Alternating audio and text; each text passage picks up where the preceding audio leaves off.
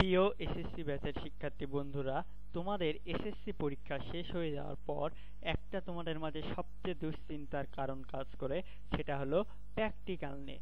Practical কি করে হবে, প্র্যাকটিক্যালে কেমন প্রশ্ন ধরবে, প্র্যাকটিক্যাল কিরকম করে নিবে আমাদের, এইভাবে প্লাস প্র্যাকটিক্যালে কত নাম্বার দিবে, আমরা যদি ভুল করে আসি তাহলে আমাদের করণীয় কি, এই সকল বিষয়ের কোশ্চিনগুলো আজকে আমি এই ভিডিওতে সমাধান করাবো। আমার আজকের এই ভিডিওটা বিশেষ করে এসএসসি 2024 এবং এসএসসি 2025 ব্যাচের জন্য। তোমরা যারা যারা এই ভিডিওটা দেখবে অবশ্যই একটা না একটু উপকৃত হবা। তো আসো আমি আমার ভিডিওর মূল থিমে চলে যাই। আজকে আমি তোমাদেরকে বলবো, প্র্যাকটিক্যাল কিন্তু তোমরা সবাই জানো 25 মার্কের হয়, কিন্তু সবাইকে কিন্তু টিচার বা গার্ড 25-এ 25 দেয় না। 25-এ 25 পাওয়ার জন্য তোমাদের করণীয় কি? তোমাদের প্রথমত প্র্যাকটিক্যাল পরীক্ষা হবে 2 ঘন্টা। হ্যাঁ, 2 ঘন্টা পরীক্ষার মধ্যে 1.5 ঘন্টা, সাপোজ মনে করো 1.5 ঘন্টা বা 1 ঘন্টা 10 মিনিট তোমাদেরকে একটা খাতা কলম, তো খাতা টাতা দিয়ে তোমাদেরকে একটা প্র্যাকটিক্যালে 3টা কোয়েশ্চেন দেবে। 3টা কোয়েশ্চেনের মধ্যে তোমাদেরকে হয় বলে দিবে তোমাদের ইচ্ছা মতো যে কোনো 2টা কোয়েশ্চেনের অ্যান্সার করো। তো তোমরা সে কোনো তোমাদের ইচ্ছা মতো কোয়েশ্চেনের অ্যান্সার করলা। এখন সবচেয়ে বড় সমস্যাটা কোথায়? সবচেয়ে বড় সমস্যা হলো তোমার চিত্রটা দেখবে না তারা। তোমার প্র্যাকটিক্যাল খাতার, মূল প্র্যাকটিক্যাল খাতা, অর্থাৎ এটা প্র্যাকটিক্যাল খাতার যে চিত্র, এটা একটু পর্যবেক্ষণ করবে। তো এটা এত ইম্প্যাক্ট না, সবার প্র্যাকটিক্যাল খাতা কারো চেক করতেও পারে, নাও করতে পারে। তোমার মূল থিম কি জানো? তুমি যে প্র্যাকটিক্যালটা করবা ওটা তো যখন খাতাটা জমা দিবা, হ্যাঁ, খাতা জমা দেওয়ার পর তোমার এখন তোমাকে মৌখিক প্রশ্ন ধরবে। এই মৌখিক প্রশ্ন 2টা ধরবে। মৌখিক প্রশ্ন যদি তুমি দুইটা প্রশ্ন ধরে এবং টিচার 2টা প্রশ্ন তোমাকে ধরলো, ভালো করে বুঝো, 2টা প্রশ্নেরই তুমি উত্তর দিতে সক্ষম হইলা, তাহলে তোমাকে কিচ্ছু দেখবে না। তোমার প্র্যাকটিক্যাল, একটা প্র্যাকটিক্যাল ধরো তোমাকে সাপোজ একটা প্র্যাকটিক্যাল দিয়েছে, তুমি করতে যায় ভুল করে আসছো, বানাই বোনাই লিখে দিলা, কিন্তু তুমি মৌখিকে যাই টিকে গেলা, তোমাকে 25-এ 25 অর্থাৎ এ দিয়ে দিবে। এ মানে 25-এ 25, বি মানে 24 আর সি মানে 23। এই 3টাই ক্যাটাগরি সবগুলোকে দেয়। তোমরা দেখতেই পাবা প্র্যাকটিক্যালে কত নাম্বার দেবে, তোমাদের রোলের পাশে ছোট্ট করে লিখে দেবে। তুমি এ পারলে এ, বি পারলে বি, সি পারলে সি। এ মানে কত বললাম 25, বি মানে বললাম কত 24, আর সি মানে 23। এখন আসো, আজকের ভিডিওতে আমি তোমাকে মূল যে থিম, আমার ভিডিওর মূল যে থিম সেটা দেখাবো। প্র্যাকটিক্যালে তোমাকে কি কি বিষয়গুলো ঠিক রাখতে হবে, আর প্র্যাকটিক্যালে তোমাকে কি ধরনের প্রশ্ন করবে, তোমাদের কেমন ভাবে উত্তর দেওয়া লাগবে, সেই সব কিছু বলে দিব। তো চলো প্র্যাকটিক্যাল আমি আজকে প্রত্যেকটা প্র্যাকটিক্যাল, সায়েন্সের 4টাই আছে, 4টা প্র্যাকটিক্যালে দেখাবো। আজকে আমি রসায়ন প্র্যাকটিক্যালটা দেখাচ্ছি, তারপরে আমি অন্যান্য প্র্যাকটিক্যাল আনবো। তো চলো শুরু করা যাক। তো এটা তোমাদের কেমিস্ট্রি খাতা, তো ফিজিক্সও করতে পারো। তো আমি আজকে মূল থিমটা কি, কেমিস্ট্রি প্র্যাকটিক্যালটা তোমাদের মাঝে দেখাবো। তো আমি সব প্র্যাকটিক্যাল দেখাবো না, জাস্ট কি প্রথমে তোমাকে এটার গুরুত্বপূর্ণ একটা বিষয়, ইনবক্সটা, হ্যাঁ, এই ইনবক্সটা ঠিক করা লাগবে। এখানে তোমাদের এই যে নাম্বারগুলো এলা দেওয়া লাগবে, এখানে পেজ নাম্বারগুলো ঠিক রাখা লাগবে, প্লাস এই তারিখগুলো দেওয়া লাগবে, আর এখানে নাম্বারিং করা লাগবে। এটা গুরুত্বপূর্ণ, এটা একটু টিচাররা চেক দিতে পারে। তো এই বিষয়গুলো একটু সেনসিটিভ, নজর রাখবা। বাকিগুলো অত কিছু চেক দেয় না, চিত্র যেমনই হোক সমস্যা নাই। এই যে আমি কয়েকটা এমনি জাস্ট চিত্র প্রেজেন্টেশন করে দিয়েছি তোমাদের মাঝে, দেখো। আর এই যে লিখার, এই যে এখানে ডেটটা দিবা ঠিক করে, এখানে এক্সপেরিমেন্টের নামটা দিবা, যে লেখা যা লেখা তাই লিখবা। তো এটা আমি তোমাদের দেখাবো না, কারণ এলা তোমরা সবাই জানো, তোমরা প্র্যাকটিক্যাল তোমরা সবাই আঁকতে পারো। তোমাদের মূল থিম 25-এ 25 পাও বা কি করে, সেই টার্গেটটা আমি দেখাবো। তো সেটার জন্য তোমাকে প্র্যাকটিক্যাল কোশ্চেন ধরবে এমন কিছু, আমি 237টা কোশ্চেন নিয়ে এসেছি। কত কোশ্চেন? 237। কি বলেছে দেখো, মৌখিক অভিজ্ঞতার জন্য সম্ভাব্য প্রশ্ন উত্তর। মানে তুমি এই 237টা প্রশ্নের উত্তর পরীক্ষা, অর্থাৎ প্র্যাকটিক্যাল পরীক্ষা দেওয়ার আগে যদি একবার চোখ বুলাই যাইতে পারো, আমি নিশ্চিত এখান থেকে ইনশাল্লাহ তোমাদের ভাগ্য যদি ভালো থাকে, এখান থেকে কোশ্চেন আসবে এবং তোমরা উত্তর দিতে পারবে। এখানে কোনো বইয়ের কপি নয়, কোনো গাইডের কপি নয়, এটা হচ্ছে প্র্যাকটিক্যাল কোশ্চেন। মানে প্র্যাকটিক্যালে প্রশ্ন ধরবে এমন কোশ্চেনগুলো দেখো লেখাই আছে, কিন্তু এটা কিন্তু আমার নিজের বানানো কোনো শীট বা কিছু না, এটা আমি একটা বই থেকে এনেছি। মৌখিক অভিজ্ঞতার জন্য সম্ভাব্য প্রশ্নের উত্তর, এটা কিন্তু প্র্যাকটিক্যালে। এটা যদি পড়ো, এখান থেকে তোমাদের প্র্যাকটিক্যালটা আসবেই কোশ্চেন, বুঝতে পারছো? তো এখানে কয়েকটা জিনিস আছে, এই 10টা বিষয় তোমাদের মাথায় রাখতে হবে। চলো একটু পড়ে দিই। প্রথমে বলেছে মৌখিক পরীক্ষায় ভালো করার জন্য টেক্সট বইয়ের প্রতিটি অধ্যায় মনোযোগ দিয়ে পড়তে হবে এবং সেখান থেকে যথাসম্ভব সর্বাধিক ছোট ছোট প্রশ্ন শিখে নিতে হবে, মানে ছোট ছোট প্রশ্ন ধরবে, বড় প্রশ্ন ধরবে না। 2 নম্বর, মনে রাখতে হবে যে পরীক্ষণটি করতে হবে পরীক্ষার মহোদয় শুধুমাত্র তার উপরই প্রশ্ন করেন না, সেই জন্য সব অধ্যায়ের উপর দক্ষতা থাকতে হবে। অর্থাৎ তুমি প্র্যাকটিক্যাল করে নিয়েছো সাপোজ 11টা প্র্যাকটিক্যালের মধ্যে তোমাকে ওই 11টা প্র্যাকটিক্যাল থেকে কোশ্চেন ধরবে না। আমি তোমাকে আজকে কি দেখাচ্ছি, রসায়ন প্র্যাকটিক্যাল, হ্যাঁ রসায়ন প্র্যাকটিক্যালের খাতাটা দেখালাম। তো রসায়নের আমি 11টা চিত্র আঁকাইছি, 11টা চিত্রের মধ্যে প্র্যাকটিক্যাল আসবে না, তোমাদের গোটা রসায়ন বই পড়ে যেতে হবে। ধরো যে তুমি রসায়নের সব অধ্যায় পারো, বাই চান্স একটা অধ্যায় বাদ দিলাম, ধরো তুমি 11 অধ্যায় পারো না, ওই 11 অধ্যায় থেকে একটা কোশ্চেন, 2টা কোশ্চেন ধরলো, তুমি পারলা না মানে তুমি শেষ। বুঝতে পারছো? তো আসো 3 নম্বর কি বলেছে, মৌখিক পরীক্ষায় বোর্ডে প্রবেশপত্র এবং পরিপূর্ণ ড্রেসে চুলগুলো ঠিকঠাক করে নিতে যেতে হবে। রুমে ঢুকে শিক্ষকদের সালাম আদব দিয়ে দাঁড়াবে। শিক্ষক মহোদয় বসতে বললে বিনয়ের সঙ্গে বসবে। শিক্ষকদের সামনে কখনো দুর্বল হবে না, আবার কখনো বেশি স্মার্ট ভাব দেখানোর চেষ্টা করবে না। প্রশ্নগুলো ঠিকঠাক ভাবে শুনে সংক্ষিপ্ত ও সঠিক উত্তর দিবে। উত্তর বেশি বড় করার চেষ্টা করবে না। কোনো প্রশ্নের উত্তর নিয়ে শিক্ষকের সঙ্গে তর্ক বা চ্যালেঞ্জ করবে না। উত্তর জানা না থাকলে এলোমেলো উত্তর দিবে না। সরি এই মুহূর্তে স্মরণ করতে পারছি না, এইভাবে উত্তরটা দিবে। এই জিনিসটা তোমরা মনে রাখবা, কারণ অনেকে এখানে ভুল করো। সাপোজ তোমাকে 2টা প্রশ্ন ধরেছে, একটা পারেছো একটা পারোনি, ম্যাম সরি আমার এই মুহূর্তে মনে পড়ছে না, এটা বলবা, তোমাকে অটোমেটিক 25 অর্থাৎ এই নাম্বারটা দিয়ে দিবে। আর মৌখিক পরীক্ষা শেষ হলে উঠে আসার সময় পুনরায় বিনয় সহকারে সালাম ও আদব কায়দা জানায় শিক্ষকের সঙ্গে বিদায় নিয়ে আসতে হবে। এখন আসো, পুরো বই তো এখন তোমার পড়া সম্ভব নয়, এসএসসি পরীক্ষার পর আমি জানি কারো মুড হবে না পুরো বই পড়ে যাওয়ার প্র্যাকটিক্যালে। তো তার জন্য রয়্যাল গাইড কিছু টিপস নিয়ে এসেছে তোমাদের জন্য। তো সেই টিপসটা হলো, এইখানে 257টা প্রশ্ন আছে। 257টা কি প্রশ্ন? মৌখিক, এটা লেখা আছে মৌখিক অভিজ্ঞতার জন্য আসার মতো, সম্ভাব্য মানে আসার মতো প্রশ্ন। এগুলো যদি পড়ে যাও ইনশাআল্লাহ কমন পাওয়া তোমরা এসএসসি 2024 এবং 25-22। তো আমার এখানে প্রশ্নগুলো 237টা আসে, সবগুলো তো প্রশ্ন পড়ে দিতে পারবো না, আমি কিছু প্রশ্ন পড়ে দিচ্ছি, বাকিগুলো পিডিএফ দিয়ে দিব। তো চলো একবার করে জাস্ট শুনে নাও, তোমাদের কাজ হবে। আমি এখন থেকে আর কোনো কথা বলবো না, আমি কয়েকটা প্রশ্ন পড়ে দিয়ে ভিডিওটা শেষ করব। আর আশা করি প্র্যাকটিক্যালের বিষয়গুলো বুঝতে পেরেছো। যারা যারা ডিলিজেন্ট স্কুলকে এখনো সাবস্ক্রাইব করোনি, সাবস্ক্রাইব করে দাও। আজকের এই ভিডিওটা অনেক কষ্ট করে বানাচ্ছি, তো এই ভিডিওতে একটা লাইক আশা করছি, একটা লাইক দিয়ে দাও। তো চলো শুরু করি। প্রথমে এরকম প্রশ্ন করবে, সাপোজ ধরো দুর্ঘটনাবশত কোনো রাসায়নিক দ্রব্য কি বলেছে, শরীর বা কাপড়ে পড়ে গেলে কি করতে হবে।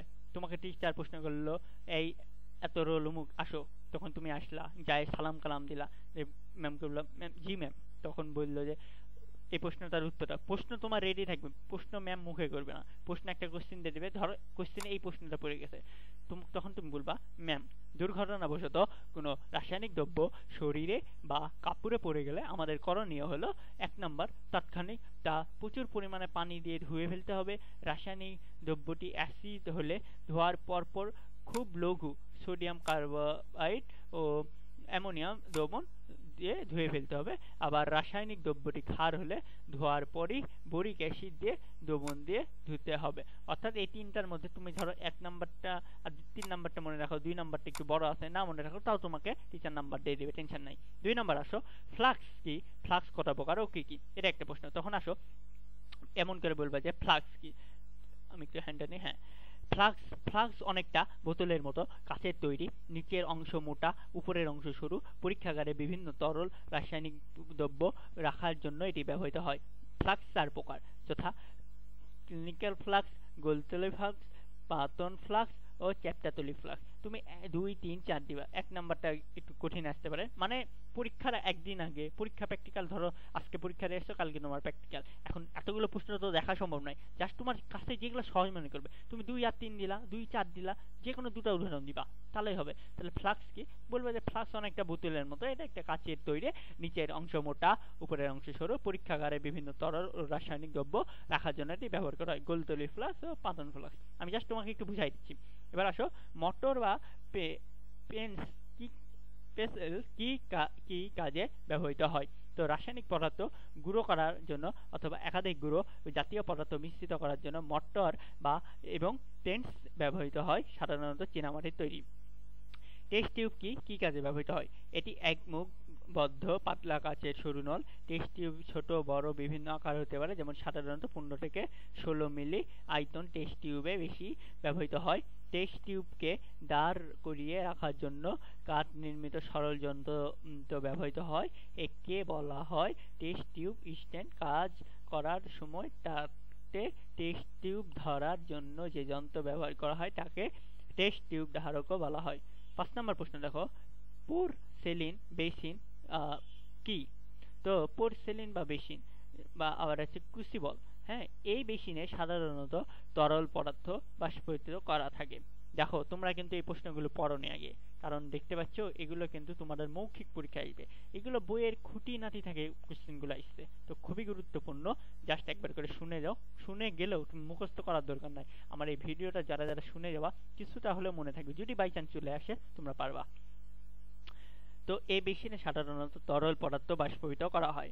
তারপর ক্রুসিবল, এটি ঢাকনাযুক্ত একটি খারাপ বাটি, বিশেষ উচ্চ তাপমাত্রা কঠিন পদার্থ শুষ্ক করার জন্য ক্রুসিবল ব্যবহৃত হয়, এটি চীনামাটির তৈরি হয়। 6 নম্বর আসো, ফানেল কি? ফানেল কত প্রকার ও কি কি?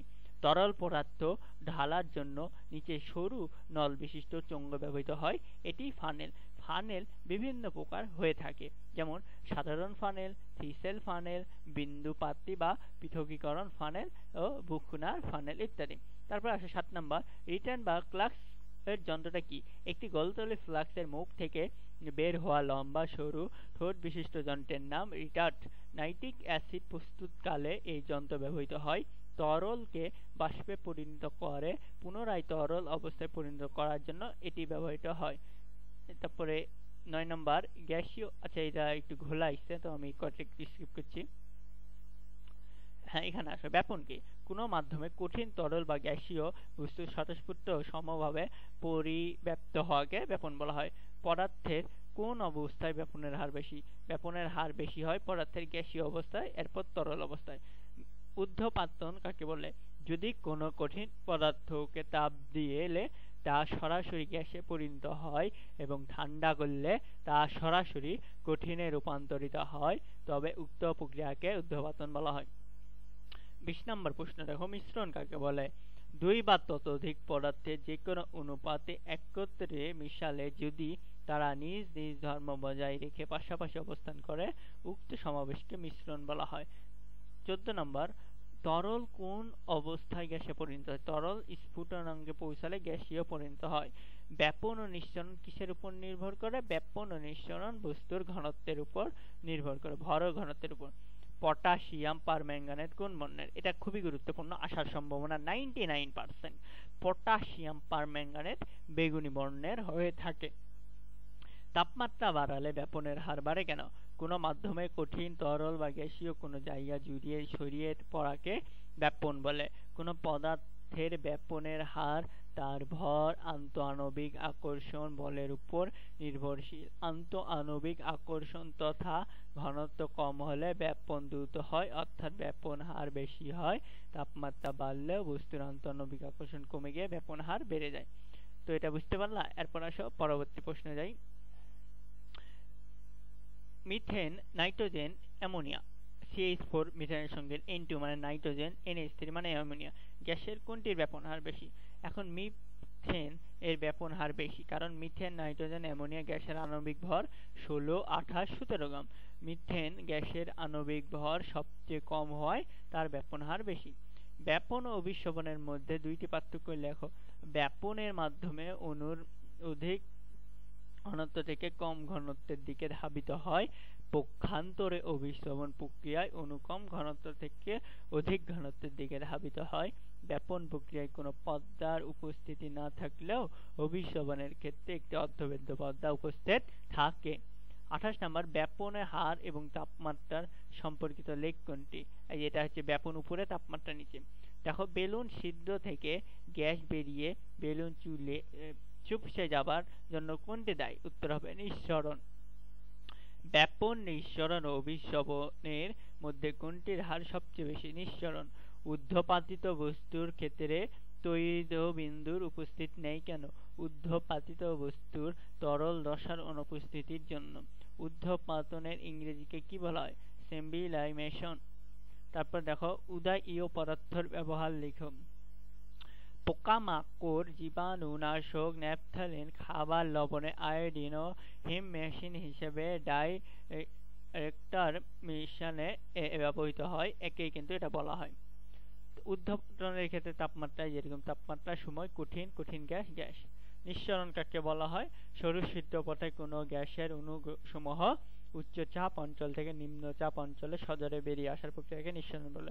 আমি কিন্তু এখান থেকে সব প্রশ্ন পড়াচ্ছি না, 237টা প্রশ্ন নিয়েছি, ইম্পর্টেন্ট গুলোই আমি একটু তোমাদের সামনে তুলে ধরছি। আর বিশেষ করে আমি এই কোশ্চেনের পিডিএফটাও দিয়ে দিব। পিডিএফটা তোমরা কেমন পাবা আমি পরে বলছি, এখন বললে অনেকে পিডিএফ নিয়ে তোমরা চলে যাবো, ভিডিওটা দেখবে না। এই পিডিএফটা কি করে পাবা সেটা আমি বলে দেবো ভিডিওর যে কোনো এক পর্যায়ে, কিন্তু এটা টপ সিক্রেট থাকলাম। কোথায় বলবো পিডিএফ আমি শেষেও বলে দিতে পারি, অথবা ভিডিওর মাঝামাঝিতেও বলে দিতে পারি পিডিএফ কোথায় পাবা। পিডিএফ কিন্তু তোমরা ডেসক্রিপশন বক্স, কমেন্ট বক্সে পাচ্ছ না। পিডিএফ একটা বিশেষ জায়গায় পাবা, সেটা কোথায় পাবা, কেমনে পাবা, কিভাবে পাবা সেটা বলে দিব। তো চলো 30 নম্বরটা দেখি। পটাশিয়াম পারম্যাঙ্গানেটের সংকেত KMnO4, এটা মুখস্থ করাই লাগবে। পটাশিয়াম পারম্যাঙ্গানেটের সংকেত KMnO4। তুতের সংকেত কোনটি? কপার সালফেট 5 অণু পানি। কপার সালফেট 5 অণু পানি। তুতের দ্রবণ কি বর্ণ হয়? তুতের গাঢ় নীল বর্ণের হয়। নিঃসরণ কাকে বলে? সরু ছিদ্র পথে কোনো গ্যাসের অণুসমূহের উচ্চ চাপ অঞ্চল থেকে নিম্ন চাপ অঞ্চলে সজোরে বেরিয়ে আসার প্রক্রিয়াকে কি বলা হয়?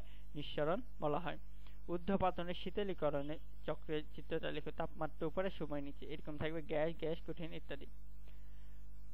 কঠিন কার্বন ডাই অক্সাইডের অপর নাম ডাই আইস। তাহলে ডাই আইস যদি বলা যায় তাহলে এটা হচ্ছে কার্বন ডাই অক্সাইড। কঠিন কার্বন ডাই অক্সাইডের অপর নাম ডাই আইস। ঊর্ধ্বপাতনের বিপরীত প্রক্রিয়ার নাম কি? তুহিনী ভবন। কার্বনেট কাকে বলে? কার্বনিক অ্যাসিড হাইড্রোজেন ধাতু পরমাণু দ্বারা প্রতিস্থাপন করলে যে লবণ সমূহ সৃষ্টি হয় তাদেরকে কার্বনেট বলা হয়। এবার আসো, কোন কোন ধাতু কার্বনেট পানিতে দ্রবণীয় হয়? সোডিয়াম ও পটাশিয়াম ধাতু কার্বনেট পানিতে দ্রবণীয় হয়। কোন কোন ধাতু সমূহ কার্বনেট পানিতে অদ্রবণীয় হয়? ক্ষার ধাতু ব্যতীত অন্যান্য ধাতু সমূহ কার্বনেট পানিতে অদ্রবণীয় হয়। কোন ধাতুর কার্বনেট উত্তপ্ত বিয়োজিত হয় না? উত্তর হবে সোডিয়াম কার্বনেট উত্তপ্ত বিয়োজিত হয় না। কার্বন ডাই অক্সাইড পানিতে দ্রবণীত হয় কেন? কার্বন ডাই অক্সাইড দ্রবীভূত হয়ে দুর্বল কার্বনিক অ্যাসিড তৈরি হয়। কার্বন ডাই অক্সাইড প্লাস পানি H2CO3 কার্বনিক অ্যাসিড। তো এগুলো জাস্ট পড়ে নিবা, আমি তো পিডিএফ দিয়ে দিব, টেনশন করার কোনো দরকার নেই, আমি জাস্ট একটু দিয়ে দিলাম। আয়ন কাকে বলে? রাসায়নিক বিক্রিয়ায় সময় যেসব পরমাণু বা পরমাণু গুচ্ছমূলক এক বা একাধিক ইলেকট্রন গ্রহণ বা বর্জনের মাধ্যমে ঋণাত্মক বা ধনাত্মক চার্জযুক্ত হয় তাদেরকে আয়ন বলা হয়। বর্তনী তড়িৎ প্রবাহ চলার পথকে বর্তনী বলা হয়। এটা একটা ফিজিক্সের প্রশ্নে ঢুকাই দিয়েছে। আয়নিক যৌগের বৈশিষ্ট্য, এরা উচ্চ গলনাঙ্ক স্ফুটনাঙ্ক বিশিষ্ট, গলিত বা দ্রবীভূত। এরা সাধারণত পানিতে দ্রবীভূত হয়। আয়নিক যৌগ দ্রবকে অদ্রবণীয় হয়। তুতের সংকেত কি? কপার সালফেট 5 অণু পানি। বা ব্লু ভিট্রিয়ালের সংকেত কি? এই ব্লু ভিট্রিয়াল কপার সালফেট 5 অণু পানি। সবুজ ভিট্রিয়ালের সংকেত কি? ফেরাস। এলা কিন্তু প্রশ্নগুলো খুবই আছে। সবুজ ভিট্রিয়াল কি? ফেরাস সালফেট লবণের কেলাস প্লাস 7 অণু পানি। সাদা ভিট্রিয়াল জিঙ্ক সালফেট 7 অণু পানি। সাদা ভিট্রিয়াল জিঙ্ক সালফেট 7 অণু পানি। আর স্পন লবণ কে? স্পন লবণ হলো কেলাস পানি MgSO4 7 অণু পানি। তো এইগুলো একটু দেখে নিবা, আমি পিডিএফ দিয়ে দেবো, টেনশন করার দরকার নাই। পূর্ণাঙ্গ অবস্থায় গ্যাসীয় যখন বলবে চোখ বন্ধ করে 22.4 লিটার হবে, আর কিছু জানার দরকার নাই।